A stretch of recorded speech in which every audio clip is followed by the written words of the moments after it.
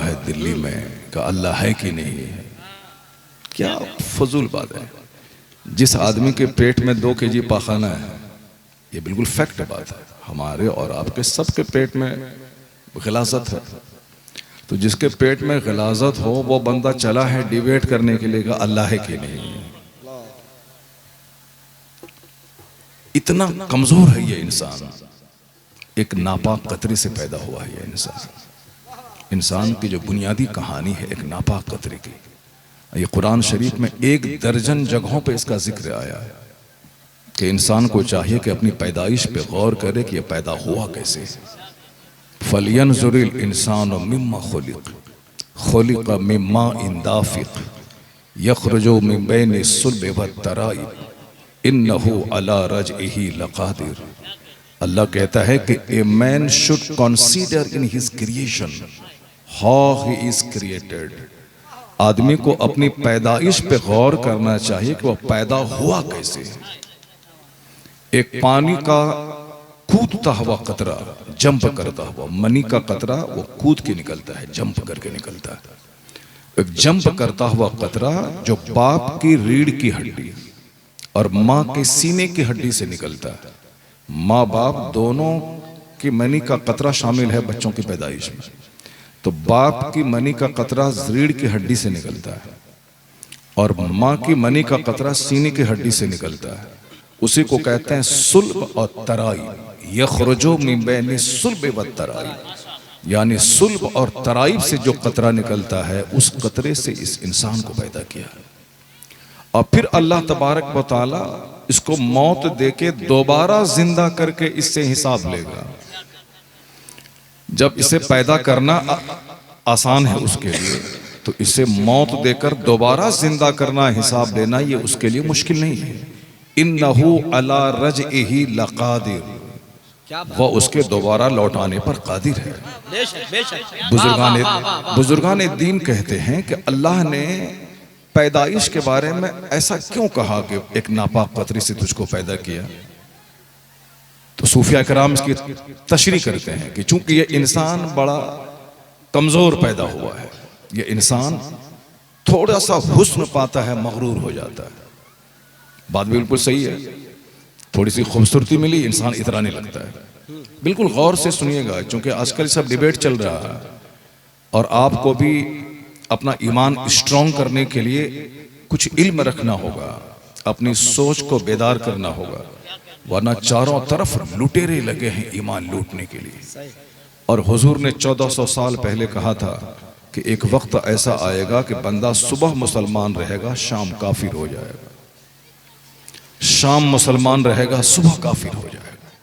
क्योंकि इस कदर लुटेरे चारों तरफ, कोई मॉडर्न कल्चर दिखाकर, कोई हाईएस्ट डिग्री दिखाकर, कोई यूरोप और अमेरिका के डेवलपमेंट दिखाकर, कोई साइंस दिखाकर, कोई फिल्मी कल्चर दिखाकर, कोई तंग और चुस्त लिबास दिखाकर, कोई चमकती हुई कारें दिखाकर, ये सब लूटना चाहेंगे कि देखो तुम मुसलमान हो, अगर तुम्हें कार चाहिए तो मेरे पास आ जाओ, डेवलपमेंट चाहिए तो मेरे पास आ जाओ। देखो फिल्मी सितारे किस तरह लग्जरियस लाइफ गुजार रहे हैं, देखो साहब यूरोप और अमेरिका के यहूदी किस कदर तायुश से भरी हुई जिंदगी गुजार रहे हैं। यानी हर तरफ देखो, ये लड़की स्कर्ट पहनी है तो कितनी खूबसूरत लग रही है और तुम निकाब पहने हुए हो। यानी हर तरफ से लोग नोचना चाहेंगे। उस जमाने में जो अपना ईमान बचा लिया, आया है कि उसे 100 शहीदों का सवाब मिलेगा। सुभान अल्लाह, क्या बात है, वाह वाह वाह। 1-2 शहीद नहीं, 100 शहीदों का सवाब मिलेगा। उस जमाने में जो नबी की सुन्नतों को जिंदा किया, जो नबी की सुन्नतों को मजबूती से पकड़े रहा। मुझे नहीं चाहिए तुम्हारी चमक दमक, मुझे नहीं चाहिए तुम्हारी लग्जरियस लाइफ का धोखा, मुझे नहीं चाहिए यह जाहिरी तसन्नो और बनावट की जिंदगी। हमारे लिए हमारी सादगी अच्छी है, हमारे लिए वही तरीका अच्छा है जो मुस्तफ़ा जान रहमत का दिया हुआ था। तो इस पॉइंट को मजबूती से पकड़े रहने के लिए आपको भी सीना मजबूत करना होगा। आपको भी बुरे वसवसात के हमले को दूर करने के लिए इल्म रखना होगा। आपको भी इस्लाम की रस्सी को मजबूती से थामे रखना होगा। दुनिया वाला कुछ भी कहे, हम बगैर किसी दलील के खुदा को एक मानते हैं। क्या बात है, वाह वाह वाह वाह वाह। ब्लाइंडली आंख बंद, ये भी एक फितना है। कोई रमेश नहीं आया है डिबेट करने के लिए, कोई उमेश नहीं आया है डिबेट करने के लिए। जावेद जो एक मुसलमान का नाम है, एक मुसलमान का नाम और लेबल लेकर वो डिबेट करने आया है किस बात पर कि अल्लाह है या नहीं, जबकि ये भी एक फितना है और ये भी कुफ्फारो मुशरिकीन यहूद और नसारा की एक बहुत बड़ी साजिश है। चूंकि अगर कोई रमेश सामने आ जाता तो ये एक लख्त इनकार करता भाई तुम तो मुशरिक और तुम तो काफिर हो, तुमको लेना देना क्या है। लेकिन यहाँ चूंकि एक मुसलमान नाम का शख्स सामने आया ताकि मुसलमानों का एक बड़ा जाहिल तबका कंफ्यूज्ड हो जाए, मुसलमानों का एक बड़ा तबका जो जाहिल है, जो कम पढ़ा लिखा है, वो कंफ्यूज्ड हो जाए, वो अपने मजहब के बारे में शक करने लगे। चूंकि दूसरे लोगों को जैसे तैसे जीना है, शराब पीना है, डीजे बजाना है, डांस करना है, अपनी बीवी को साहब निर्वस्त्र करके उसको साथ में लेके घुमाना है, वो उसके यहाँ कोई उसूल नहीं है, कोई जाब्ता नहीं। ये जाब्ता तो सिर्फ इस्लाम में है कि क्या खाएं क्या नहीं खाएं, क्या पिएं क्या नहीं पिएं, क्या लीगल है क्या इलीगल है, क्या राइट है क्या रॉन्ग है, क्या जायज है क्या नाजायज है, क्या हराम है क्या हलाल है। ये तो मुसलमान को समझना है। दूसरों को क्या मतलब, पानी मिला तो पी लिया, शराब मिला तो पी लिया, ताड़ी मिला तो पी लिया, गुड़ मिला तो खा लिया, पेशाब मिला तो पी लिया। बहुत सारे काफिर हैं जो गाय का पेशाब पीते हैं, बहुत सारे मुशरिक हैं जो अपना पेशाब पी लेते हैं। तो इसलिए उनको क्या मतलब है, जो मिला सो पी। तो मुसलमान को सोचना है कहा मैं हलाल का 1 रुपया चाहिए, हराम का 1 करोड़ नहीं चाहिए। क्या बात है, क्या बात है, वाह ये तो वाह वाह। मुसलमान को सोचना है कि हमें शराब नहीं हमें शरबत चाहिए, हमें नाजायज नहीं हमें जायज चाहिए। तो अब कानून के दायरे में ये मुसलमान रहता है। इसलिए पूरी दुनिया में सबसे ज्यादा मजबूत, सबसे ज्यादा स्ट्रॉन्ग, सबसे ज्यादा रूहानी ताकत का मालिक ये मुसलमान है। इसी से मानवता और इंसानियत दुनिया में कायम है। तो अब वो चाहते हैं कि मेरी तरह तुम भी नंगा हो जाओ, मेरी तरह तुम भी शराब पीने लगो, मेरी तरह तुम्हारी बेटियां भी हिजाब में आग लगा दें। इसलिए एक सोची समझी स्कीम के तहत एक भला अच्छा आदमी जो मुख्यमंत्री है, ये आदमी भी बुढ़ापे में सिठिया करके हिजाब के खिलाफ एक तहरीक चढ़ा हुआ है। बताइए कितना अच्छा आदमी था। लेकिन अब साहब एक अच्छा आदमी भला मानुस हो के एक औरत की तहजीब के खिलाफ और हिजाब के खिलाफ, साहब पता नहीं क्या हो गया उसको। पूरी दुनिया ये समझ ले कि हिजाब की दुश्मन, हमारी दाढ़ी की दुश्मन, हमारी टोपी की दुश्मन, पूरी दुनिया एक तरफ से दुश्मन होती जा रही है। ये पढ़ा लिखा आदमी साहब 15-20 साल से बिहार का नेतृत्व कर रहा है और ये इतना घटिया काम जो पूरी दुनिया में थू थू मच रही है, अरब जगत में, यूरोप में, एशिया में, हिंदुस्तान भर की सारी खवातीन की निगाहों में वो गिर चुका है। हमको लगता है कि ये भी एक साजिश है, वरना इस आदमी को क्या लगा था कि एक, और वो मदरसे की पढ़ी लिखी नहीं, वो कोई आलिमा नहीं थी, बल्कि वो बिल्कुल मेडिकल एक्सपर्ट, एक डॉक्टर है, MBBS डॉक्टर है, जिसकी वकालत आप लोग करते हैं कि साहब सिर्फ मदरसे में मत पढ़ाइए वरना दकियानुसी लोग हो जाएंगे, औरतें दकियानुसी हो जाएंगी। स्कूल में पढ़ाइए, स्कूल के माहौल में पढ़ाइए ताकि फ्री रहें। वो तो स्कूल की पढ़ी हुई थी, मगर वह समझदार खातून थी। स्कूल की पढ़ी हुई औरत अपने आप को बेपर्दा करके इज्जत को लुटा के कामयाब नहीं हो सकती है। जो सच्चा इल्म जिसके पास होगा वो अपनी इज्जत की हिफाजत करने में कामयाबी महसूस करेगा। वह लोग औरतों के दुश्मन हैं जिसने अपनी बेटी को चाय की दुकान पे बैठा के 10 आदमी के आंख का तमाशा बना दिया। वह लोग औरतों के कल्चर के दुश्मन हैं जिसने अपनी बेटी को फिल्म में नचवाया है। वह लोग औरतों की तहजीब के दुश्मन हैं जिसने औरतों को ड्रामा में ला करके हजारों मर्दों की जीनत बनने का मौका दिया है।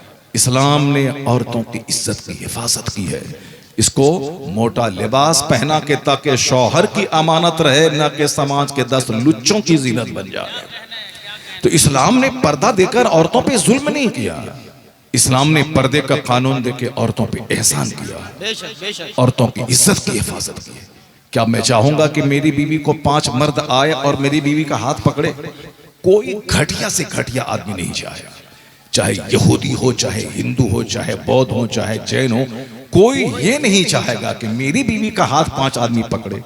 जब आप नहीं चाहेंगे तो अपनी बीवी को जीन्स और टी शर्ट पहना के हजारों आदमी के सामने जो आपने मेंबर पे बिठा दिया है, और ये सारे लोग जो आपकी बेटी, आपकी बीवी के चेहरे, उसकी गर्दन, उसकी कलाई, उसके बाजू, उसके सारे चुस्त जिस्म को देख रहे हैं, ये कैसे गवारा हो सकता है? यही तो इस्लाम कहता है कि ये तेरी अमानत है, तो इसके सर से लेके पांव तक सारे जिस्म पे तेरा कब्जा है, ना कि किसी लुच्चों लफंगों का कब्जा है। इसलिए हिजाब और निकाब औरतों को जलील करने के लिए नहीं है, औरतों की इज्जत की हिफाजत करने के लिए। और बात सच्ची यही है कि आखिर जमाने में लोगों की अक्लें छीन ली जाएंगी। तुनज़ो उक़ूलो अक्सरे ज़ालिका ज़मान, ये हदीस में आया है। हुजूर फरमाते आखिर जमाने में अक्सर लोगों की अक्लें छीन ली जाएंगी, और अकल छीन ली गई है इसलिए जिसको बुरा मानना चाहिए, यानी बेपर्दगी को बुरा समझना चाहिए, तो लोग उसको अच्छा समझ रहे हैं। अब पर्दे को अच्छा समझना चाहिए तो इसको लोग बुरा समझ रहे हैं। क्यों? हुजूर ने 1400 साल पहले कहा था कि आखिर जमाने में अक्सर लोगों की अक्लें छीन ली जाएंगी। तो आप समझ रहे हैं कि इंजीनियर बन गए, डॉक्टर बन गए, प्रोफेसर बन गए, IAS ऑफिसर बन गए, IPS बन गए, DM बन गए, साहब ये CM बन गए, PM बन गए, ये अमेरिका के प्रेसिडेंट बन गए, आप समझ रहे हैं। लेकिन जिसके पास अक्लें सलीम नहीं हो वो इंसान नहीं है। इंसान और जानवर में फर्क यही है कि जानवर को सोचने समझने की सलाहियत नहीं है, ये इंसान को सोचने समझने की सलाहियत अल्लाह ने दी है। तो जो सोच से आरी हो जाए वो जानवर से बदतर है, और जो संजीदा सोच का हामिल हो वही इंसान है, और वही सच्चा मुसलमान हो सकता है। तो हमको ये अपनी तरह नंगा करना चाहते हैं, लेकिन आप जान लें, गिरह बांध लें, 14 दिन नहीं हुए इस्लाम के आए हुए, 14 महीना नहीं हुआ इस्लाम के आए हुए, 1400 1500 साल हो गए इस्लाम के आए हुए। और इसको आप नर्वस कभी ना हो। पहला वो दिन के एक बंदे ने कलमा पढ़ा था, उसके बाद 4 लोगों ने कलमा पढ़ा, फिर 40 लोगों ने कलमा पढ़ा, फिर 4000 लोगों ने कलमा पढ़ा, फिर 4 लाख लोगों ने कलमा पढ़ा। जैसे कलमा पढ़ने वालों की तादाद बढ़ती गई, मुशरिकों की दुश्मनी बढ़ती गई। वो कहने लगे इसे मक्का में रहने नहीं देंगे, चटाई में बांध कर लोग धुआं देने लगे, सूली पे लटकाने की धमकी देने लगे, कोयले पर लेटाया कि यहां तक कि चर्बी इतनी पिघली कि आग बुझ गई। इस तरह से लोगों ने सताना शुरू किया कि ताकि लोग कलमा न पढ़ें, मुसलमान न बने।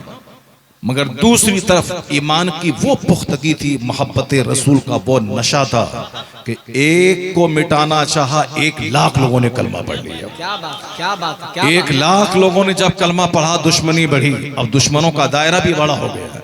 पहले कुरैश के लोग दुश्मन थे, फिर दूसरे सारे कबीलों के लोग दुश्मन हो गए, फिर जब इस्लाम मक्का से बाहर निकला तो दूसरे ममालिक के लोग दुश्मन हो गए, ईरान के लोग दुश्मन हो गए, स्पेन के लोग दुश्मन हो गए, फिर इस्लाम जब इंडिया में आया तो इंडिया के लोग दुश्मन हो गए, इस्लाम जब चाइना जापान गया वहां के लोग दुश्मन हो गए। पहले तो एक कुरैश का आदमी दुश्मन था, लेकिन अब धीरे धीरे पूरी दुनिया में इस्लाम फैलता गया, दुश्मनों की तादाद बढ़ती चली गई। ऐसे में तो इस्लाम को मिट जाना चाहिए था, ऐसे में तो इस्लाम को दफन हो जाना चाहिए था, लेकिन इस्लाम उस ताकत का नाम है कि दुश्मनी बढ़ती गई, कलमा पढ़ने वालों की तादाद में इजाफा होता चला। नारे तकबीर, नारे रिसालत, पैगंबर इस्लाम। और सुन लें आप, लोगों ने कहा था कि हुजूर के विसाल के बाद इस्लाम की ईंट से ईंट बच जाएगी, लेकिन आका अलैहिस्सलाम ने ऐसी मजबूत इमारत खड़ी कर दी इस्लाम की, और उसके ऐसे मजबूत रक्षक बना दिए, सिद्दीक अकबर की सूरत में, उमर फारूक की सूरत में, उस्मान गनी की सूरत में, हजरत मौला अली की सूरत में, अपने 2 नवासों की सूरत में ऐसे मजबूत कैडर बना दिए, ऐसे मजबूत प्रोटेक्टर बना दिए कि सरकार का विसाल हो गया। दुश्मनों ने कहा था ये जब तक हैं, इनका चेहरा, इनका हुस्न, इनका अखलाक, ये सारे लोगों को बिल्कुल एक मिकनातीसी ताकत की तरह खींचे हुए हैं, लोग इनके इर्द गिर्द जमा। लेकिन जिस दिन मुस्तफ़ा का विसाल हो गया, उस दिन ये सारी जमात मुंतशिर हो जाएगी और चारों तरफ से हमला करेंगे, इस्लाम की ईंट से ईंट बजा देंगे। लेकिन इसका उल्टा हुआ कि हुजूर के विसाल के बाद जब हुजूर पर्दा फरमा के अपनी कब्र अनवर में चले गए, सिद्दीक़ अकबर ने जब इस्लामी सल्तनत की लगाम संभाली और 2 साल तक जब आपने उस कमान को संभाला, तो इस्लाम कमजोर नहीं हुआ, इस्लाम का दायरा और वसी होता चला गया। बेशक बेशक बेशक। उमर फारूक के 10 साल पीरियड में और ये दौर ये वसी होता चला गया। हजरत उस्मानी गनी के 12 साल पीरियड में और इस्लाम लहलहाता रहा, यहाँ तक कि अरब से निकलकर कुस्तुनतुनिया तक इस्लाम पहुंच गया। और हजरत मौला अली के ज़माने में थोड़ा सा कमज़ोर होना चाहा, लेकिन मौला अली की बहादुरी ने इसे और स्टेबल कर दिया। जब मौला अली का बेटा हजरत हुसैन सामने आए और देखा कि मेरे नाना के दीन को अब नवासे का खून चाहिए, तो अपना सारा कुंबा लेकर करबला आ गए और अपने बाल बच्चों को इस्लाम और तहफ़्फ़ुज़ नामूस रिसालत के लिए लुटा दिया, अपनी गर्दन कटा दी, खून का आखिरी कतरा बहा दिया। इधर खून बहा, उधर इस्लाम का गुलशन लहलहाता चला गया। अब जो इस्लाम अरब की 4 दीवारी में महदूद था, अरब से निकला पूरे आलम में तूफान की तरफ फैलता चला गया। आज एक आदमी नहीं है, बल्कि आज पूरी दुनिया में 200 करोड़ की तादाद में कलमा पढ़ने वाले हैं। 2 लाख नहीं, 200 करोड़ लोग अभी पूरी दुनिया में मौजूद है। अब आप समझ सकते हैं कि 800 करोड़ वाली दुनिया में 200 करोड़ की तादाद कलमा पढ़ने वालों की है, तो एक तरफ बगदाद जलता रहा, इस्लाम मुस्कुराता रहा, दूसरी तरफ हिंदुस्तान में आग लगती रही, मगर हिंदुस्तान में इस्लामी गवर्नमेंट का सूरज डूबा, उधर अल्लाह ने इंडोनेशिया जैसा जबरदस्त मुल्क मुसलमानों को अता कर दिया। इस तरह से एक तरफ सूरज डूबा, दूसरी तरफ से निकल गया। तो आज जो हालात इंडिया और पूरी दुनिया के इस्लाम मुखालिफ हैं, आप घबराएं नहीं, ये वो वक्त है जो 1500 साल से आपने ही देखा है। जब जब दुश्मनी बढ़ी है, तब तब मुस्तफ़ा के गुलामों की तादाद में इजाफा होता चला गया। इसलिए ऐसा लग रहा है कि ये वक्त आया है जब एक तरफ टेलीविजन पे डिबेट हो रहा है, स्कूल कॉलेज में डिबेट हो रहा है, कोई मुख्यमंत्री हिजाब खींच रहा है, ऐसा लग रहा है कि अब कलमा पढ़ने वालों की तादाद में इजाफा होने वाला है। अब यह 200 करोड़ 400 करोड़ की तादाद में बदलने वाला है। मैं इन जाहिलों को नहीं देखता, मैं तो उस प्रिंसेस को मैं देख रहा हूं जो ब्रिटेन की प्रिंसेस है, जो कहती है कि इस्लाम से ज्यादा खूबसूरत कोई मजहब नजर नहीं आता। मैं अमेरिका की डॉक्टर मारिया का कॉल पढ़ता हूं, जिन्होंने कहा कि इस्लाम ने जो औरतों को सम्मान दिया है, उसका जाहिरी सबूत यही है कि कुरान करीम जो इसकी मजहबी किताब है और जिसमें सारे उलूम मौजूद है, इसमें मर्दों के नाम पे कोई सूरत नहीं है। सूरे निसा जो औरत के नाम पे सूरत है, यह इस बात की दलील है कि इस्लाम ने औरतों को सम्मान और इज्जत दिया है, किसी मजहब ने नहीं दिया है। इस्लाम ने इस निर्धन और गरीब औरतों को मालदार बनाया है। पहले औरतों को न बाप की प्रॉपर्टी में हिस्सा मिलता था, न शौहर की जायदाद में हिस्सा मिलता था, न भाई की प्रॉपर्टी में हिस्सा मिलता था। इस्लाम ने शौहर की प्रॉपर्टी में हिस्सा दिलाया, बाप की जायदाद में हिस्सा दिलाया, बेटे की जायदाद में हिस्सा दिलाया। तो औरतें मारी जाती थी, इस्लाम ने औरतों को जिंदगी दी। औरतें गरीब थी, इस्लाम ने औरतों को स्टेबल और मजबूत बनाया। औरतों से आंखें सेकी जाती थी, इस्लाम को कानून हिजाब देकर इनकी इज्जत की हिफाजत इस्लाम ने की। वो कहती हैं सारी दुनिया गवाह है, मैंने इस्लाम को पढ़कर, इस्लाम को समझकर, इस्लाम ने जो औरतों को सम्मान दिया है, उस सम्मान को महसूस करके मैं कलमा पढ़कर मुस्तफ़ा की कनीज़ों में दाखिल होती हूँ। एक पढ़ी लिखी औरत जो दुनिया की सबसे आला तालीम याफ्ता औरत है, उसके कलमा पढ़ने का मतलब है कि करोड़ों औरतों के दिमाग में इस्लाम की मोहब्बत डाल देना।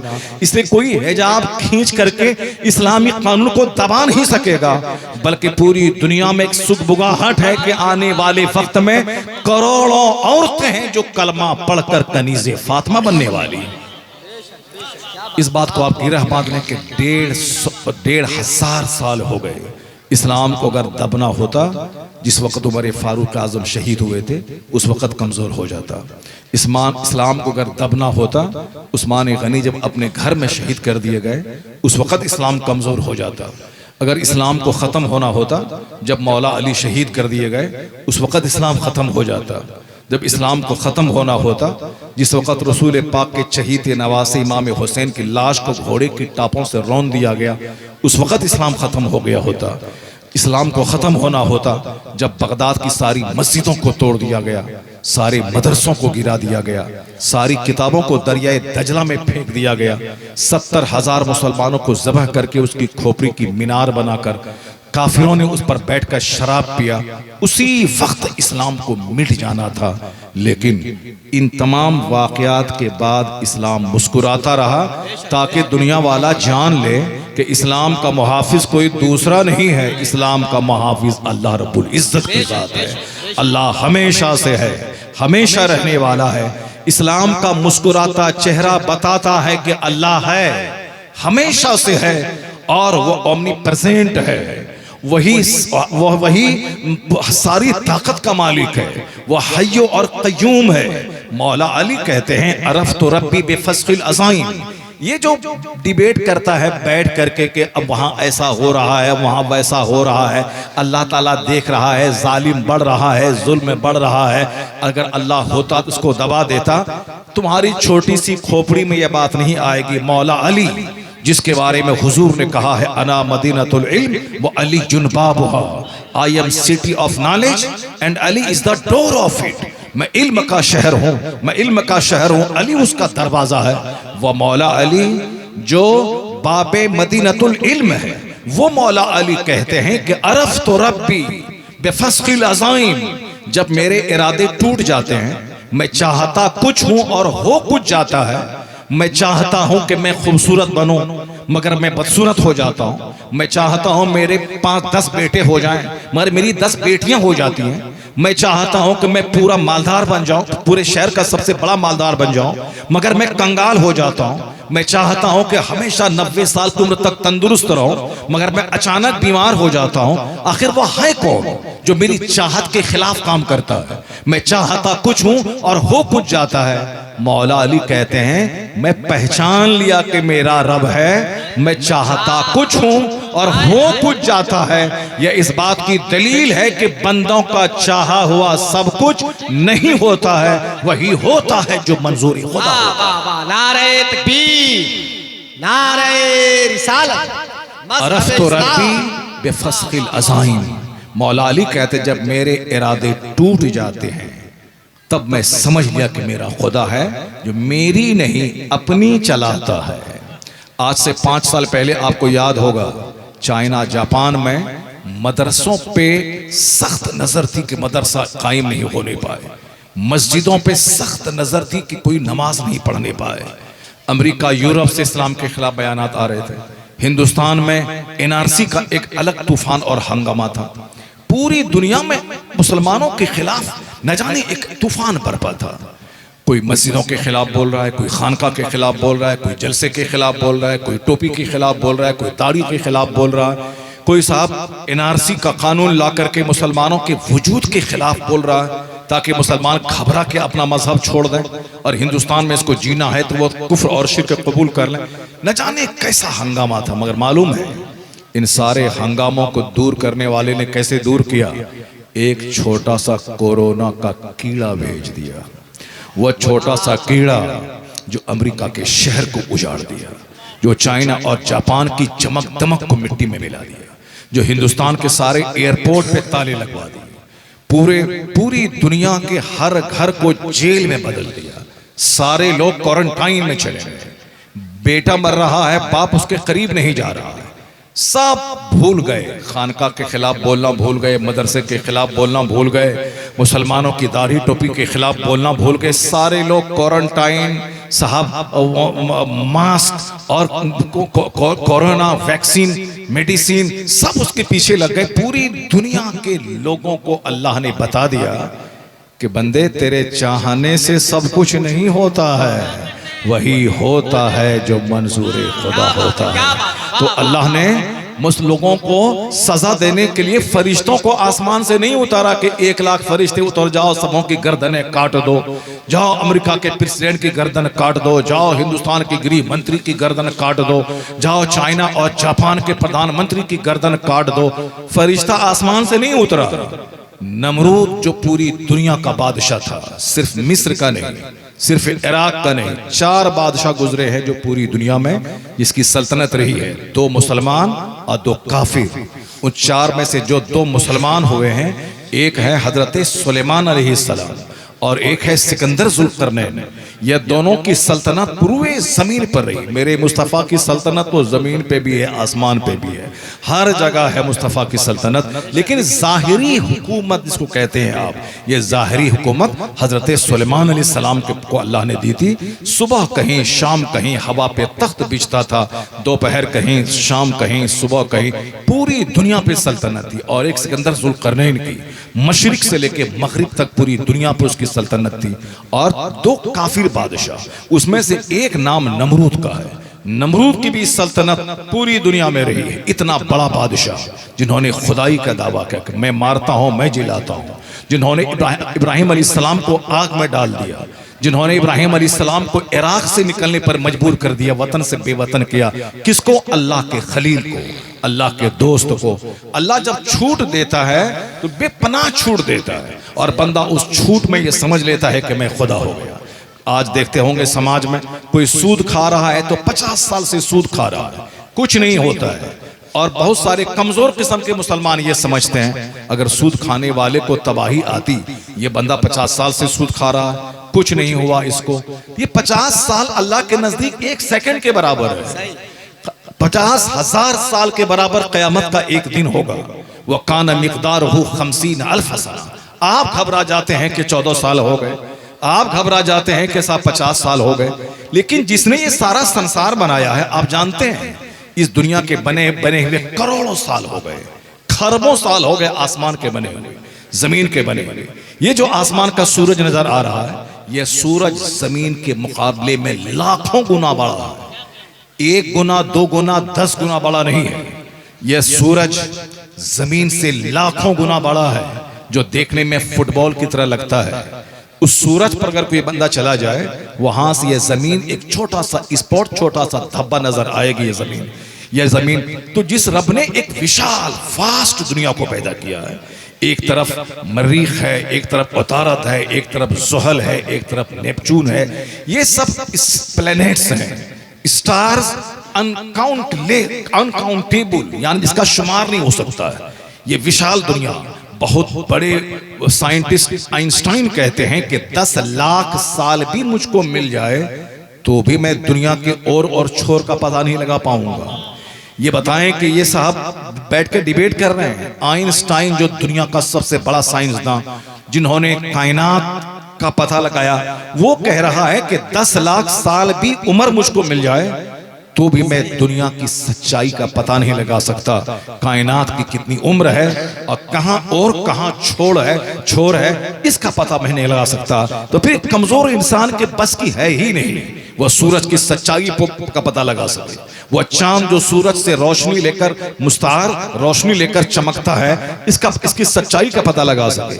यह जमीन जिसका 75% हिस्सा सिर्फ पानी है, इसकी सच्चाई का पता लगा सके। बस बंदे का यही कहना है, बंदा यही करे, जब सूरज को देखे तो सूरज पैदा करने वाले खुदा को सजदा करे, जब चांद को देखे तो चांद को चमक देने वाले खुदा को सजदा करे, जब समंदर की विशालता को देखे तो फिर समंदर को विशालता देने वाले रब को सजदा करे, और जब पूरे वसी कायनात पे गौर करे, पेशानी जमीन पे टेक के बोले, इलाही मैं कमजोर हूं, तू ताकतवर है, मैं बंदा हूं, तू मेरा खुदा है, मैं मोहताज हूं, तू गनी है, मैं कमजोर हूं, तू अजीज और गालिब है, साफ लफ्जों में मैं बंदा हूं, तू मेरा खुदा है।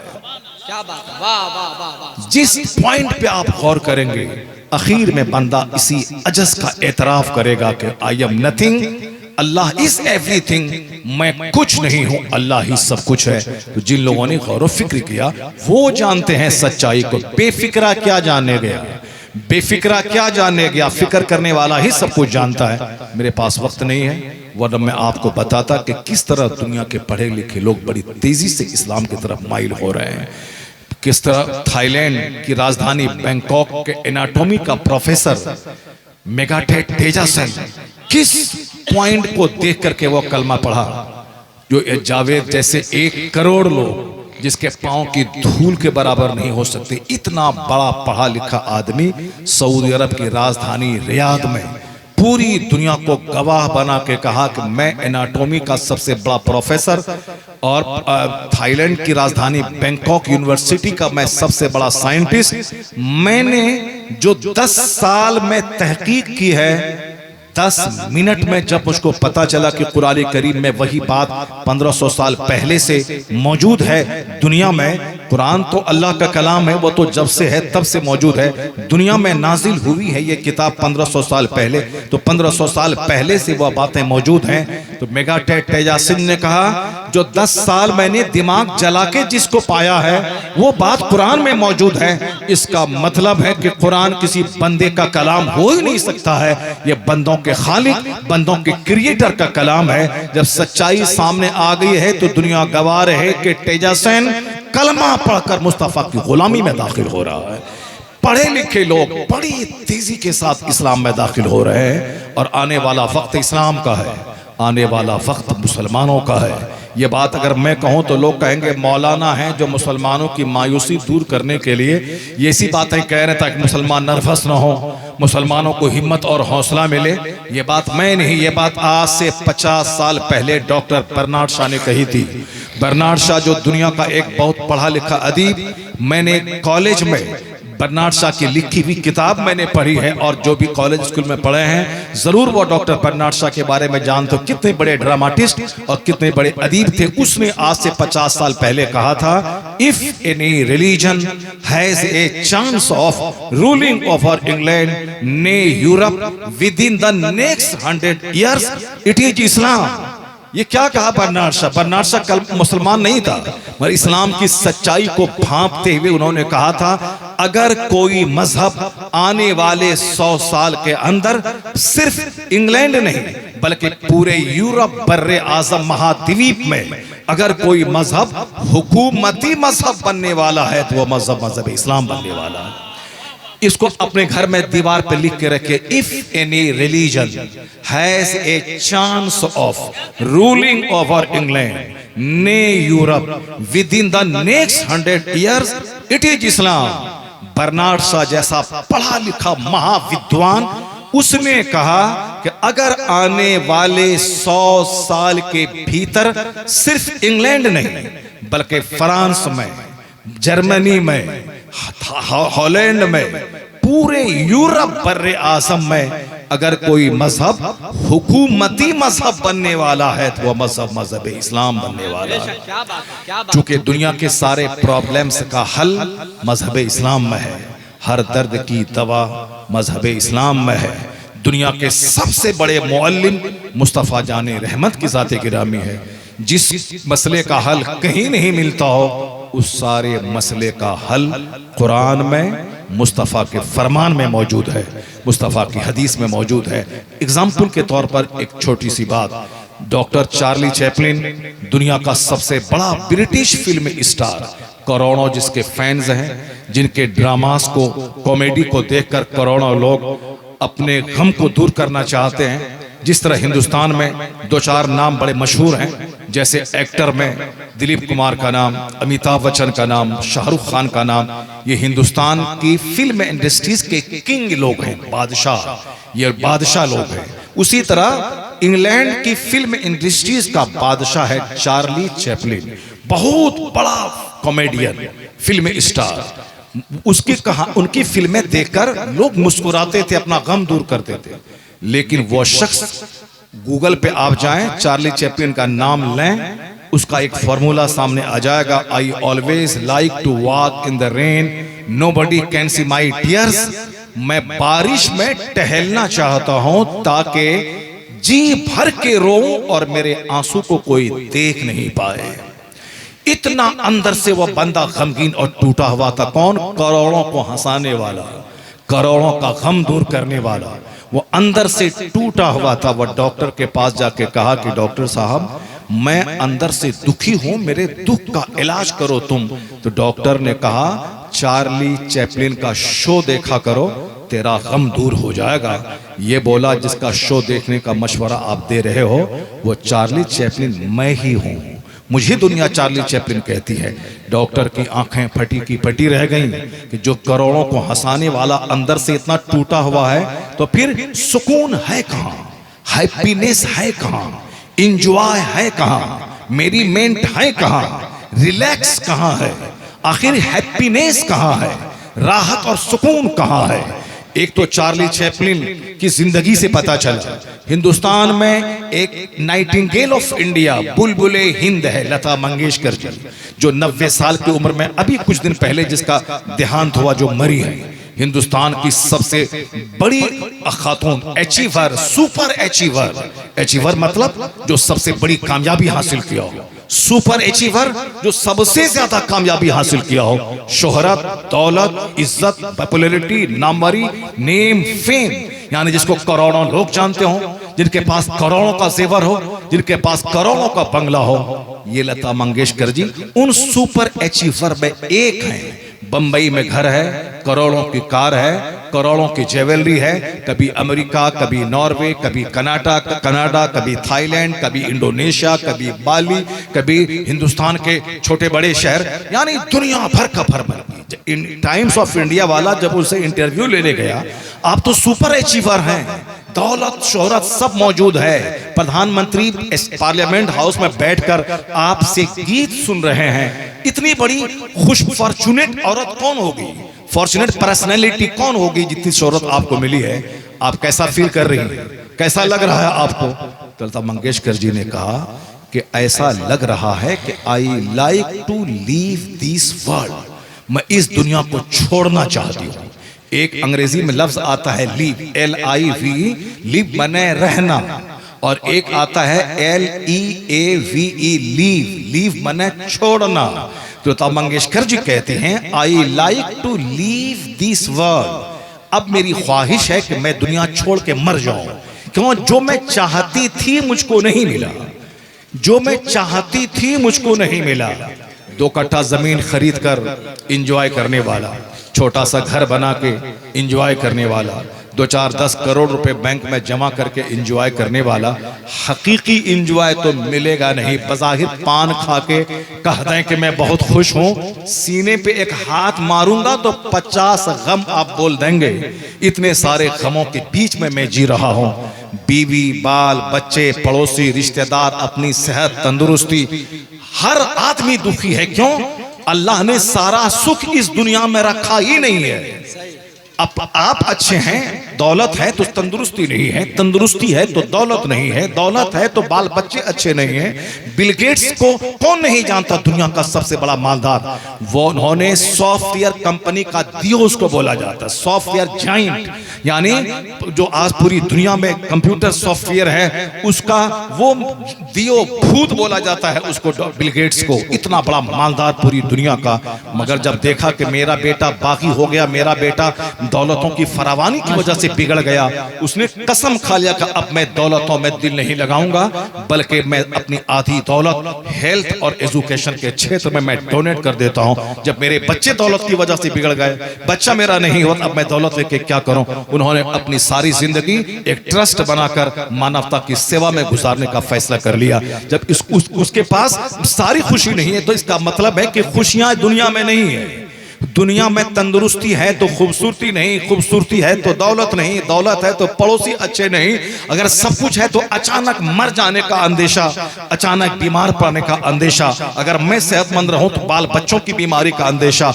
यानी पूरी दुनिया में कहीं फुलफिलमेंट नहीं है। क्यों? अल्लाह ने सारी खुशी जन्नत में रखा है। माशाअल्लाह। जहां ना बुढ़ापा है, जहां ना बीमारी है, जहां ना पसीने की बदबू है, जहां ना कोई हासिद है, जहां ना कोई दुश्मन है, जहां ना शोर है, जहां ना हंगामा है, जहां ना जवानी के लूटने का डर है, जहां ना बीमारी का डर है, ना पेशाब पाखाना की तकलीफ है, जहां ना पसीने की तकलीफ है, जहां ना नज़ला और ज़ुकाम की तकलीफ है। हर एतबार से परिपूर्ण जगह है वो जन्नत, जहाँ सोने चांदी की ईंट से बना हुआ मकान, जहाँ मोती की तरह चमकते हुए गिलमान, जहाँ थूकें तो सातों समंदर का पानी मीठा हो जाए वो हुस्नो जमाल वाली हूरें, जहाँ 30 साल की जवानी चाहे 90 साल का बूढ़ा दुनिया में क्यों ना मर जाए, अगर अल्लाह उसको जन्नती बनाएगा तो 30 साल का जवान बना के जन्नत बनाएगा। इस तरह से सारी फुलफिलमेंट जन्नत में है। तो लोग दुनिया में तलाश कर रहे हैं कि मैं मकान बना के एंजॉय करूं, मैं गाड़ी खरीद के एंजॉय करूं, मैं साहब हॉस्पिटल बना के एंजॉय करूं, मैं कॉलेज की डिग्री लेके एंजॉय करूं। नहीं, एक डिग्री मिलती है तो दूसरा 10 दुख सामने आता है। एक मकान बनता है तो फिर 50 दुख सामने आ जाते हैं। एक खूबसूरत औरत मिलती है तो फिर वहां से 50 नए दुख के दरवाजे खुल जाते हैं। यहीं से बंदा को सीखना चाहिए कि सारा सुख दुनिया में नहीं है, सारा सुख जन्नत में है, और उस जन्नत की झलक इस दुनिया में उसके हिस्से में है जो उस जन्नत की तैयारी करते हुए खुदा को सजदा करता है। You have spoken beyond your time. यानी सजदे में, तिलावत में, इबादत में, रियाजत में अल्लाह ने वो सुख रखा है। या तो सारा सुख वहां जन्नत में है या उसकी थोड़ी सी झलक इस दुनिया में है। कोई प्रधानमंत्री के दर की कब्र पे कोई नहीं जाता, न जवाहरलाल नेहरू की कब्र पे कोई जाता है, न इंदिरा गांधी की कब्र पे कोई जाता है। साल में एक बार प्रधानमंत्री उसकी समाधि पे जाके फूल चढ़ा देते हैं। लेकिन एक फकीर है, एक दुर्वेश है जो पैदा हुआ था ईरान की सरजमीन में। ईरान से चल के 25 साल तक उन्होंने इल्म हासिल किया समरकंद बुखारा में, फिर अपने मुर्शिद के पास गए। 30 बरस तक मुर्शिद का बोरिया बिस्तर उठाया, सफर में हजर में खिदमत की, मदीना गया, रसूल पाक से इशारा पाके हिंदुस्तान आ गए। हिंदुस्तान के शहर अजमेर को अपना मस्कन बनाया। 97 साल की जिंदगी गुजारी, अपना वतन छोड़ा अल्लाह के लिए, रात की नींद कुर्बान की अल्लाह के लिए, इल्म हासिल किया अल्लाह के लिए। हिंदुस्तान के बुतखाने में आकर 90 लाख मुशरिकों को साहिब ईमान बनाया। अब अल्लाह ने वो इज्जतें दे दी कि मोइनुद्दीन तुमने मेरे दीन की खिदमत की है, अब जब तक हिंद रहेगा, जब तक तेरी कब्र रहेगी, उस वक्त तक तेरे नाम की धूम मचती रहेगी। तेरे पास अपना बेटा रहे ना रहे, करोड़ों रूहानी बेटे तेरी कब्र पे हाजिरी देते रहेंगे, फातिहा पढ़ते रहेंगे, गुलाब का फूल चढ़ाते रहेंगे। अरबपति की कब्र पे जानवर चल रहा है, उस फकीर की कब्र पे 24 घंटे गुलाब और गुलाब का फूल महक रहा है। वहां करोड़ों लोग वहां उस चौखट की खाक चूमना चाहते हैं। ये इनाम है अल्लाह की तरफ से कि जो सिर्फ बाल बच्चों के लिए जिएगा, बाल बच्चे उसके बाकी हो जाएंगे, और जो रब के लिए जिएगा, उनका बच्चा हो ना हो, करोड़ों दिलों में अल्लाह उसकी मोहब्बत अता फरमा देगा। आप देख सकते हैं कि सुपर अचीवर मोइनुद्दीन अजमेरी हैं, जिन्होंने वो कामयाबी हासिल की। इंतकाल के 800 साल गुजर गए, लेकिन आज तक उनकी कब्र की रौनक फीकी नहीं हुई है। उनके दरबार का हुस्न बढ़ता जा रहा है। इसलिए इस बात को दिमाग से निकाल दें कि दुनिया में दौलतों से, मकान से, नौकरी से सुख मिल सकता है, नहीं, इबादतों से सुख मिलेगा, तिलावत से सुख मिलेगा। मैंने कहा था कि मुझको अंग्रेजी बोलने का मन कर रहा है, मगर मैं दूसरे पॉइंट की तरफ चला गया और मेरा टाइम भी लगभग पौने घंटा हो गया। हाँ, You have spoken beyond your time. माशाल्लाह माशाल्लाह। असद भाई ने कहा कि अब आप वक्त के आगे भी अब आप बोल सकते हैं, तो बस वही मैंने कहा था। तो गुजरे जिस राह से वो सैयदे वाला होकर, क्या बात है? आला हजरत ने बड़ी प्यारी बात कह दी, बहुत जबरदस्त बात। मोइनुद्दीन चतुर्वेदी ने क्या कहा, वो कोई वेद पढ़ा, कहा कि वो जिस रास्ते से गुजरते थे तो पूरा रास्ता सुगंधित हो जाता था। आला हजरत ने कितनी जबरदस्त शायरी की है, हदीस का तर्जमा और करोड़ों अशार का निचोड़ इस शेर में बयान किया है कि गुजरे जिस राह से वो सैयदे वाला होकर, रह गई सारी जमीन अंबरे सारा होकर, रह गई सारी जमीन अंबरे सारा होकर। अब जरा मैं अंग्रेजी बोलूं, when the prophet walked along any street, the entire earth became fragrant and sweet. सुभान अल्लाह बोले आप लोग जोर से। अब मैं अगला शेर पढ़ूंगा मैं। क्या बात है, वाह वाह वाह। When the prophet walked along any street, the entire earth became fragrant and sweet. आला हजरत कहते हैं कि चमने तैयबा है वो बाग कि मुर्गे सिदरा। वाह वाह वाह। दुनिया के बाग में तो दुनिया के बुलबुल चहकते हैं, पर मदीना वो बाग है जहां बुलबुले सिदरा जिब्रील अमी चहके हैं, क्या बात है। जहां हजारों बार चहके हैं। वो कहते हैं चमने तैबा है वो बाग के मुर्गे सिदरा बरसों चहके हैं जहां बुलबुले शैदा होकर। So distinguished is the position of Taiba's garden. Its nightingales are the birds of the highest heaven. So distinguished is the position of Taiba's garden. Its nightingales are the birds of the highest heaven. आला हजरत कहते हैं ये चांद क्या जगमगाता है, ये तो मेरे मुस्तफ़ा के नूर का सदका है। ये सूरज में जो चमक है वो मेरे मुस्तफ़ा के चेहरे की खैरात लेके चमक रहा है। कहते हैं कि रुखे अनवर की तजल्ली जो कमर ने देखी। गालिब को सुने होंगे, इकबाल को सुने होंगे, इंशा को सुने होंगे, ज़ौक़ को सुने होंगे, लेकिन आला हजरत को सुनिए, क्या शायरी आपने की है। क्या कहते हैं, रुखे अनवर की तजल्ली जो कमर ने देखी, रह गया बोसा दहे नक्शे कफे पा होकर। रुखे अनवर की तजल्ली, रुखे अनवर की तजल्ली, रुखे अनवर की तजल्ली जो कमर ने देखी, रह गया बोसा दहे नक्श कफे पा होकर। अब उसको अंग्रेजी में सुनिए। Be dazzled by the radiance of your complexion, be dazzled by the radiance of your complexion. The moon kissed your feet as a token of devotion. The moon kissed your feet as a token of devotion. आला हजरत कहते हैं, वाय महरूम ये किस्मत के फिर अब की बरस, रह गया हम रहे सफारी मदीना होकर। Alas, this year again it all ended in dismay. I accompanied the pilgrims but was left in the way. बस एक आखिरी पैगाम। आला हजरत शेखुल इस्लाम थे, आला हजरत शेखुल मुस्लिमीन थे, आला हजरत कुतुबुल इरशाद थे। ये सब लंगटे लोग क्या जाने आला हजरत किसका नाम था। आला हजरत कौन थे ये पूछें हुजूर मखदूम अशरफ जहांगीर सिमनानी से पूछें, हुजूर अली मियाँ अली अशरफ हुजूर अशरफी मियाँ से पूछें, अली हुसैन अशरफी मियाँ से पूछें। ये अपने ज़माने के कुतुब थे। वो अब किचोछा में है, आला हजरत बरेली में है, कई सौ किलोमीटर दूर है। बरेली में आपका विसाल हुआ, न कोई टेलीग्राम है, न कोई मोबाइल फोन है। यहाँ किचोछा में आप रोने लगे वजू करते हुए। मुहद्दिस आज़म हिंद ने पूछा हुजूर रोने की वजह, कहा मैं फरिश्तों के कांधे पर कुतुबुल इरशाद अहमद रजा का जनाजा देख रहा हूँ। अल्लाह समद। क्या मतलब? अली हुसैन अशरफी मियाँ अपने खुद अपने जमाने के कुतुब थे। वो आला हजरत को कुतुबुल इरशाद यानी वलियों का सरदार कह रहे हैं। इसका मतलब यह निकला कि जैसी नजर होती है वही आला हजरत उसको नजर आते हैं। बस आखिरी पैगाम, इतने बड़े कुतुब, इतने बड़े शेख, इतने बड़े नाइब गौसे आजम, 2 घंटा सोने वाला, 1000 से ज्यादा किताबें लिखने वाला, कयामत तक के सारे फितनों का जवाब देकर अपनी कब्र में आराम करने वाला, और दुनिया के सारे मंच पे जिनकी किताबों से इस्तेफादा करते हुए इस्लाम मुखालिफ एतराजात का जवाब दिया जा सकता है, इतना बड़ा जबरदस्त हथियार सप्लाई करने वाला वह मुजद्दिद क्या कहते हैं? वो कहते हैं, है ये उम्मीद रजा को तेरी रहमत से शाह। ये आपके लिए है। हम छोटा मौलवी है, हमारे पीर साहब का छोटा बेटा है। पीर साहब भी आपकी दुआओं के मोहताज है, आप उनकी दुआ के मोहताज है।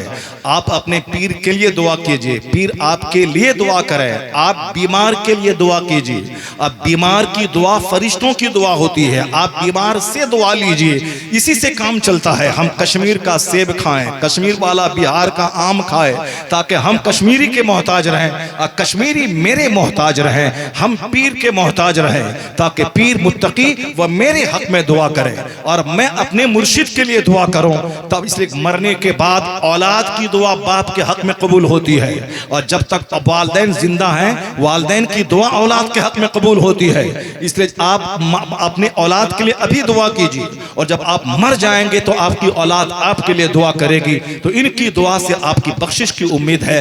तो आला हजरत इतने बड़े मुत्तकी, इतने बड़े वली, वो क्या कहते हैं? है ये उम्मीद रजा को तेरी रहमत से शाह, यानी न ताअत पर, न तकवा पर, न ज़ुहदो इत्तका पर है हमारा नाज जो कुछ है मोहम्मद मुस्तफ़ा पर है। रजा कहते हैं है ये उम्मीद रजा को तेरी रहमत से शाहा, न हो जिंदान ये दोज़ख तेरा बंदा हो, क्या बात है। न हो जिंदान ये दोज़ख तेरा बंदा होकर। Your poor Raza humbly hopes, O merciful master, you will save your servant from hell's disaster। इतने बड़े कुतुब अपने आप को गुलाम कहते हैं, तो आप भी गुलाम मुस्तफ़ा बन जाइए, आप भी नबी मोहतरम का गुलाम बन जाइए। और यही कहे कि सरकार मैं चाहे 1000 तात और 1000 सजदा करूं, मगर बख्शिश की उम्मीद तो आपकी शफाअत से ही है। इसलिए हुजूर आप शफाअत फरमाए मेरी, हुजूर आप नजर इनायत फरमाए मुझ पर। आला हजरत के कलाम में इश्क भी है, चाशनी भी है, जाज़बियत भी है, मिक़नातीसियत भी है, अदबियत भी है, और सारी चीज़ें हैं, साथ साथ तालीम इस्लाम की रूह भी है ये उम्मीद रज़ा को तेरी रहमत से शाहा, न हो जिंदान ये दोज़ख तेरा बंदा होकर। अब आपने अशार सुन लिए और अंग्रेजी में नात सुन ली। दूसरे लोग अंग्रेजी में गाना गाते हैं, आला हजरत के कलाम को देखकर अब अंग्रेजी में नात पढ़ी जा रही है। यानी अंग्रेजी जबान को भी खूबसूरती अता कर दी गई है नबी की नात सुनकर। अब जब नात हो गई तो अब यहाँ से तकरीर शुरू होनी चाहिए। अब चूँकि सारे शायर सारे खतीब खुतबा पढ़ते हैं, फिर अशार पढ़ते हैं, उसके बाद तकरीर शुरू करते हैं। अब अगर मैं अशार पढ़ाऊँ, अब मैं तकरीर शुरू करूँ तो फिर 3 घंटे हो जाएंगे, फिर 3 घंटे हो जाएंगे। मगर मैं असद भाई के हुक्म का एहतराम करते हुए मैं अपनी गुफ्तगू यहीं ख़त्म करता हूँ। इन्होंने कहा था आधा घंटा, मगर धीरे धीरे गुफ्तगू बढ़ बढ़ के एक घंटा के करीब गुफ्तगू पहुँच गई। अल्लाह ताला ज़िक्र रसूल की बरकत से मुझे सेहत व तंदुरुस्ती अता फरमाए।